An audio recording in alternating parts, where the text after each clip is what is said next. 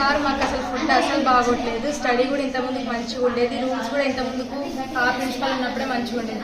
ఇప్పుడు దేనికైనా రూల్స్ పెడుతున్నారు మేడం వచ్చినప్పుడు.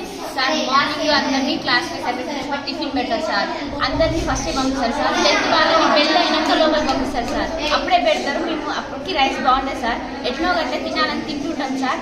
అది బెల్ కొట్టి రన్ అని పంపిస్తారు సార్. మేము అప్పటికి రైస్ పడేసి తిరుగుతూనే ఉంటాం సార్. అయితే తిన్నాక వాటర్ తాగలుగుతా సార్, తాగడానికి వెళ్తుంటే ఎందుకు వెళ్తున్నారు క్లాస్ మనకి ఈ చదివేది తింటారు సార్. సార్ సాంబార్ మాడిపోతే అందులో వాటర్ పోసి కారం వేసి మళ్ళీ కలిపి మాకే ఇచ్చారు. మాడిపోయింది సార్, మాడిపోతే అందులో వాటర్ పోసి కారం వేసి మళ్ళీ మాకే ఇచ్చినారు సార్. అసలు మేము అన్నంలో అది నీళ్ళు కలుపుకొని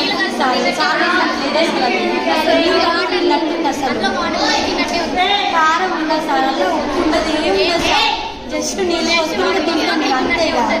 అసలు చికెన్ అసలు అందులో ఏం లేదు, వాటర్ ఓన్లీ పీసెస్ వాటర్ అంతే సార్. చికెన్ మాకు బాత్రూమ్ సార్, తెలిసిన వాళ్ళకి నేను బాత్రూమ్ సార్.